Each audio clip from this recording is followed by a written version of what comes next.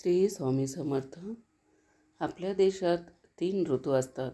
प्रत्येक ऋतूनुसार त्या प्रांताच्या रीतिरिवाजानुसार तसे खाद्यपदार्थ बनवून खाल्ले जातात.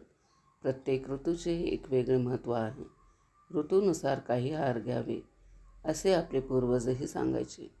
आरोग्याच्या दृष्टीने देखील हे खूप महत्त्वाचे आहे. आता पावसाळा सुरू झाला आहे. नुकताच आषाढ महिनाही सुरू होणार आहे.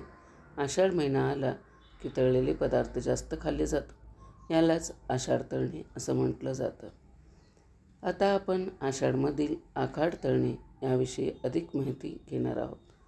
आषाढ तळला का किंवा आम्ही आखाड तळणार आहोत असे या दिवसात तुम्ही नक्कीच ऐकले असेल.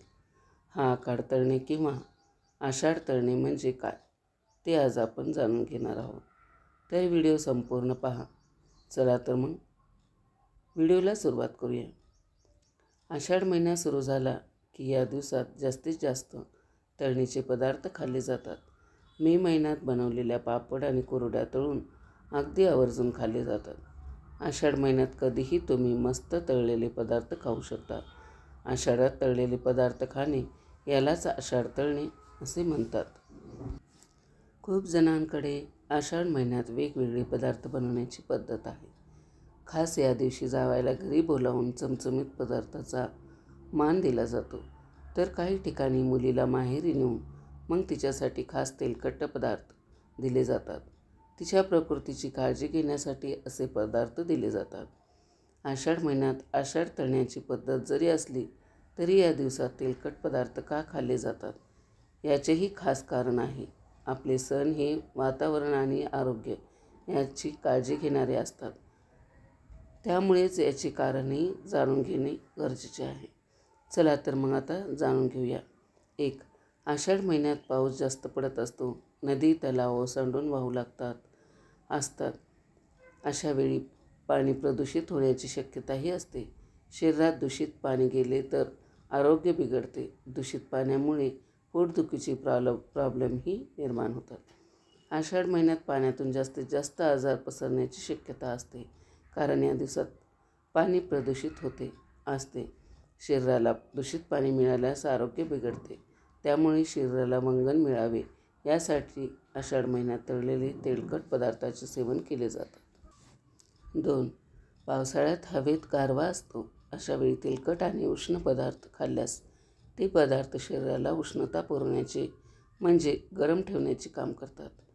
त्यामुळंच या काळात पदार्थ तळलेले जातात आणि खाल्ले जातात. 3. पावसात अनेकदा आपल्याला चमचमीत असे खाण्याची इच्छा होते. उन्हाळ्यात आधीच आपल्या घरात पापड लोणची अशी बनवलेली असतात. त्यामुळे बाहेर न खाता घरचे पदार्थ खाण्यासाठी तळणीचे पदार्थ केले जातात. 4. आषाढ महिन्यात चयापचय क्रिया हे देखील चांगले असते. आपण खाल्लेले पदार्थ चांगले पचतात. त्यामुळेही असे पदार्थ खाल्ले जातात. तसेच आषाढ महिन्यात पाऊस हा जास्त प्रमाणात असतो. त्यामुळे वातावरणातील आर्द्रता तसेच थंडावा वाढलेले असतो.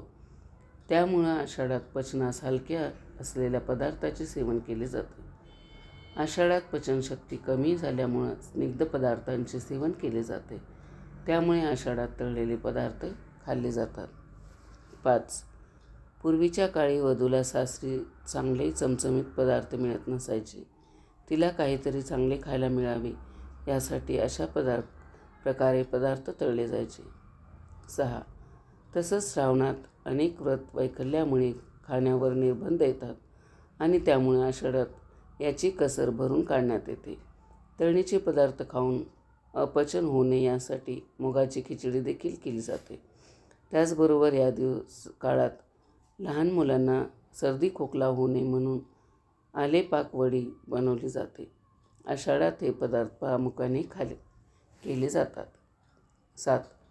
आषाढ महिन्यात गोड पुऱ्या, तिखट मिठाच्या पुऱ्या, कापण्या, राजगिरा लाडू, थालीपीठ, मुगाची भजी, रव्याचे लाडू, नारळाचे लाडू, भाजणीचे थालीपीठ, शंकरपाळे, खारे, चांगल्या चकल्या, शेव, गव्हाच्या पिठाचे गुलगुले, कडबोळी असे पदार्थ आवर्जून केले जातात.